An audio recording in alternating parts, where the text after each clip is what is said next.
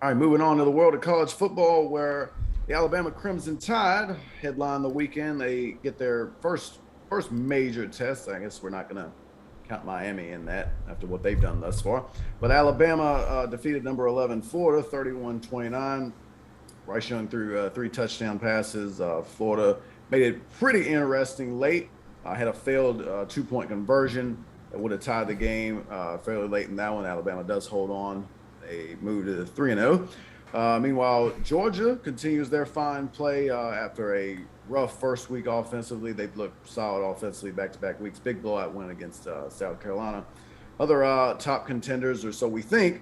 Oklahoma had some difficulty with Nebraska, only win by a touchdown. Same can be said for Clemson over Georgia Tech. That was somewhat surprising.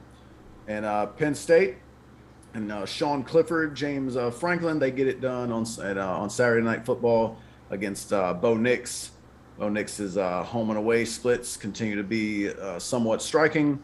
And then you also had, I thought, Cincinnati getting a pretty good come from behind win on the road against Indiana. And then you had some top 25 upsets, UCLA, Virginia Tech, and the aforementioned Miami all going down. Drink, what were the highlights for you this weekend? Well, hey, my boys went down, went to the swamp, man. First true home, first true road game for the first year starter Bryce Young, and the swamp is the swamp. Florida came in there, they was ready to go. All told, you come out the first three drives, you put up 21 points. I thought Alabama came out clicking. It's one thing that Nick keeps saying throughout since this season started, and now as Alabama start playing, better competition, it's starting to stick out a little more. He always say this team is good, but they don't quite know how to play a full 60 minutes. And I'm starting to see that. Every game thus far I've seen in the first three games, they come out hair on fire in the first two quarters. And then for some reason, by halftime, when they get in, after halftime, they flatline. I don't know. They just stopped playing in the second half. The defense looked pretty decent against Miami. Looked pretty decent against Mercer. You better look good against Mercer. But Florida, they ran that Dan Mullins, Mississippi State, that's Dak Prescott, Nick Fitzgerald package. And listen, all this team is, Florida, is a better version of Mississippi State, a more talented version of Mississippi State, a better recruiting class of Mississippi State. The guys he couldn't get in Mississippi, he could probably get in Florida. And that's what we seen. And shouts out to Florida, man. I think they played a good game, man. I'm not mad at it. They gave Alabama everything they can handle. But like you said, a failed 2-point conversion, and then Alabama was able to move the ball on the final drive enough where I think Florida got the ball back with something around 30, 40 seconds or something. So they didn't really have long enough to do anything. I think they ran one play, and then Emory Jones ended up getting sacked, and that was the end of the game. So, and even the voters said the same thing about Florida. Like, we're not going to knock Florida for losing that game. It is what it is. Not when the rest of college football out here flopping off. So I don't even think Florida fell in the polls. I think they maintained their spot. So, shouts out to Florida. That was a very good game. And one of the higher rating games for Alabama in quite some time because they don't get in trouble like that usually. But, they definitely stood up to the challenge. So it was a good win on the road. Georgia and South Carolina, I'm going to say this right now, folks. One, I'm going to stop bidding against Georgia. I thought Georgia was a little fluke show, but they're showing me very rapidly that their defense is nothing fluke about it, and this offense seemed to be coming together. It's an argument that can be made that Georgia should be number one over Alabama. If you talk about, I know that 10-3 win wasn't pretty, and I guess they starting to lose. The more we see Clemson play, the more we start to be like, hey, Georgia, we don't know if that first win was all that credible or not. Same thing Alabama dealing with. Hey, we don't know if Miami was all that credible because I don't know. Well, that's what Georgia dealing with Clemson. Even though Clemson in the top 10, 14-8 ain't going to cut it. I'll tell you that right now. Georgia Tech, That ain't gonna cut it.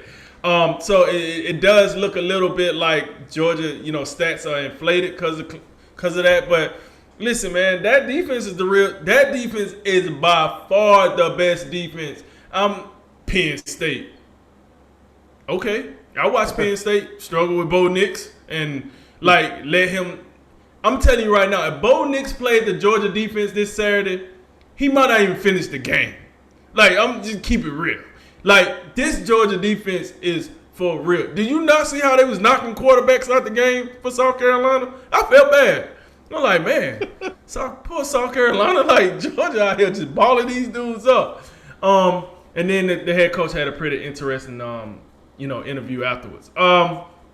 Oklahoma, once again, this is why I say kudos to Florida and kudos for the voters of not really knocking Florida for playing premier competition. Because I got number 3 Oklahoma out here flopping around with Nebraska that got smoked by Illinois in week 0. I mean, we still ain't heard from Illinois. Illinois, where you at? And then 23-16? Come on, Oklahoma. You better than that. And then, first of all, let me backtrack with Oklahoma. That kid Rattler they got, he's pretty good. I think he's gonna be the first quarterback off the board this year.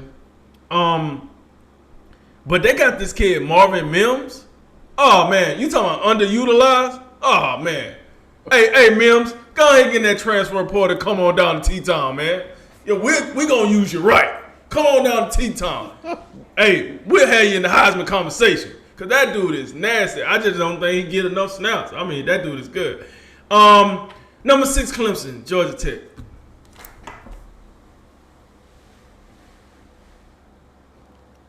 Jay, what? Jay, hold on. You gotta. Maybe what the hell happened to Clemson, man? What's going on? What is this? I have no idea. I remember we in the preview segment on Friday, I mentioned that game. I just glossed over it, but it was an ABC game. I'm like, why? Right. This is an ACC network game because Georgia Tech is awful, and they've been awful for several years now. And I have no earthly idea why it was so difficult to score the ball against Georgia. But yeah, 14-8 is simply not good enough. And going back to Georgia and Clemson week 1, Clemson losing that game, they need style points now, and that's not going to get it done. That's not even getting it done. You ain't even started with 14-8 over Georgia. Yeah, nah, player, nah. I vote BYU in over. Nah, we ain't. Come on, man. And then Cincinnati. Now I agree with you. Cincinnati was a real good win because Indiana was dominating this game for at least 3 quarters. I don't even know when Cincinnati even rose up to the occasion sometime in the 4th quarter. And then when they did rise to the occasion, as you can see, they took off with the baton. But for most of this game, when I was watching it, Indiana was controlling this game. First, I was ready to be like, well, all right, Cincinnati, there we go.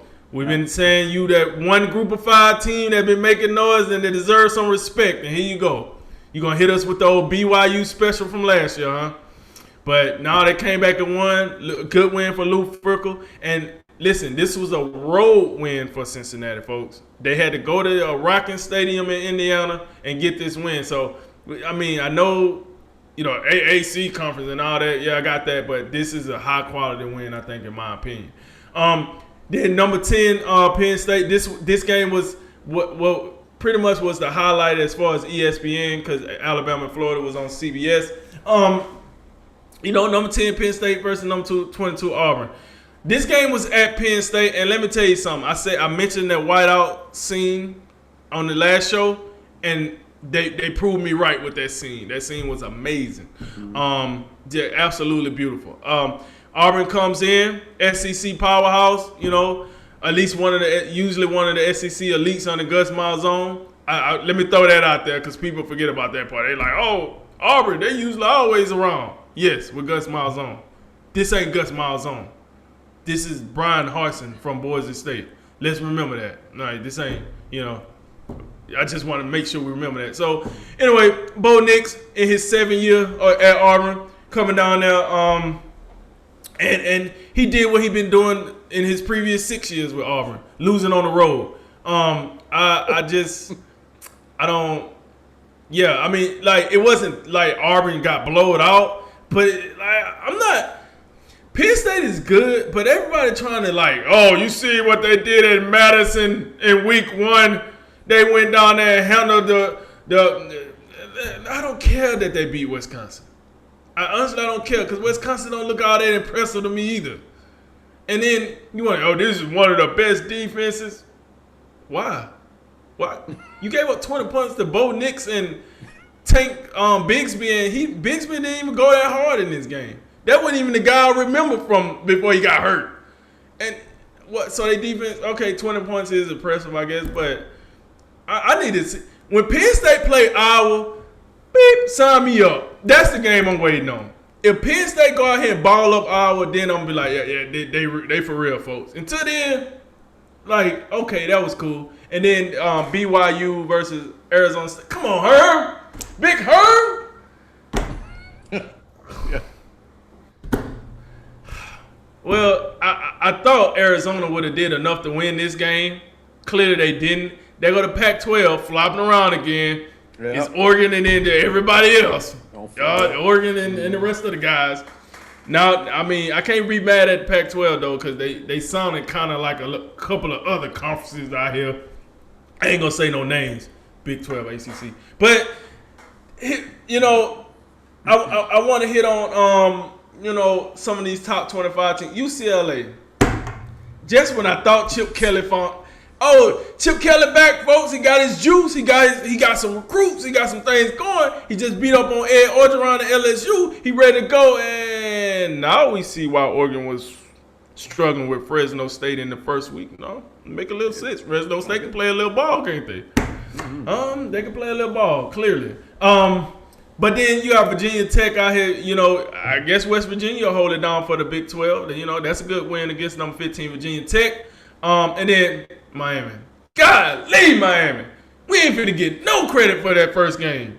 We got more credit for beating Duke than we're going to get for beating Miami. Because Miami just seemed to keep losing and losing bad. 38-17 to Michigan State. Nah, player, that ain't it. Manny Diaz, I'm going to need your team to focus less on that turnover chain and more on the field. Getting actual turnovers. I mean, listen, I'm not going to lie.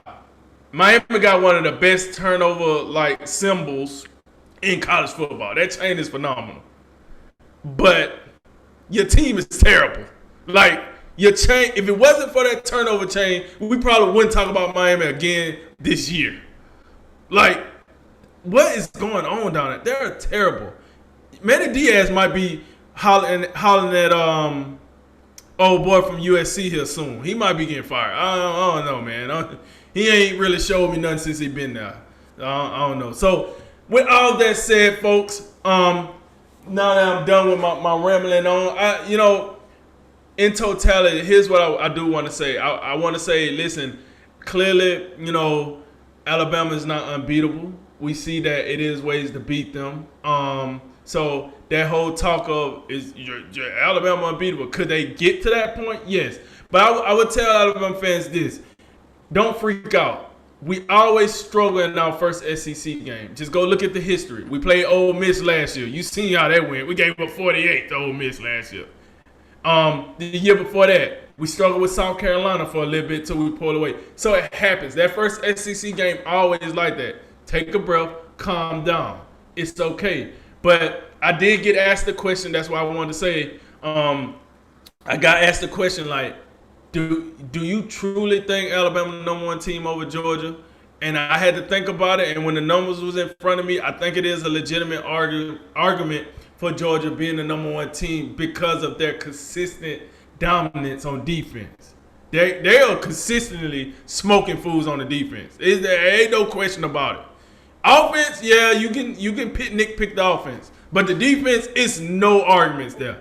That is by far the best defense by a mile. And it ain't nobody close to Georgia this year. So it is an argument to be made.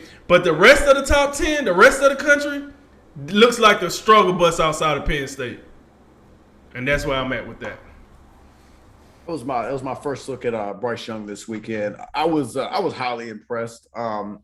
Obviously, as the game moved along, as you say, Florida got back in it. Emory Jones really started to get things going, flashing his legs. I thought he played pretty well, especially all the things talking about with this kid Richardson, who is coming for his job, or whatever, the little split time and all this. I thought he played quite well. But I still think Bama to me, clear number one, and that might be the best offense they play in the SEC. So obviously there's, Nick might be a little concerned. Whoa. I left that Ole Miss, didn't I? Yeah, you did. Yeah. Yeah, well, maybe Lane will have something to do with that. But one of the best two offenses, one of the better offenses. So we'll see as things move along. But that'll be one of their stiffer tests this year. No matter how things shake out, but you still have. We assume maybe look at Georgia and Alabama in the championship game. We think at this time, this Florida will have their chance to get back in the SEC East by playing Georgia. Of course, in the West, A&M and Ole Miss, we'll see. But that was the first big test for Bama, and they didn't ace it by any stretch of the imagination, but they did pass, and that's all it's about. Just when you're playing the stiffest of competition, you just got to win, as opposed to some of these other teams. And I'm getting to after Georgia. I think what we've seen in the first 2 weeks is you got a clear one and you have a clear two. That's how things look to me with Bama and Georgia. Some of these other teams right now, and I'm talking about the traditional teams that control their conferences, in Clemson in the ACC, in Ohio State in the Big Ten, and yes, Oklahoma in the Big 12 too. All these three teams won this week, but I don't feel no better about any of them, because you said about Clemson and Georgia Tech. I don't need to know anything about that game. I don't need to watch 1 second of the film to know 14-8 against Georgia Tech is not good enough. And in Ohio State, the final score looks pretty good, 41-20. I see Travion Henderson ran wild in that game. But that game was competitive for quite a while. So I don't know. We know the Big Ten, Penn State looking good so far. We're not sure about the Wisconsin win, but that's a top 25 win. Now you beat Auburn, another top 25 team, even though we know Bo Nix he can't play on the road. We get that. But Ohio State gonna have some challenges, it appears. Kirk Ferentz out here, once every 8 years or so, he'll make a Rose Bowl run. Maybe he's running to one of those right now. We'll see. But you got some contenders coming for the Big Ten. The Big 12 and the ACC, I'm less sold on. Maybe it is West Virginia. Probably not though. But maybe it's Iowa State. I don't know. But the point is, the ACC and the Big 12, they're not looking too hot right now, because Oklahoma winning that way against Nebraska is that looks like trouble, because I don't think Nebraska's particularly good.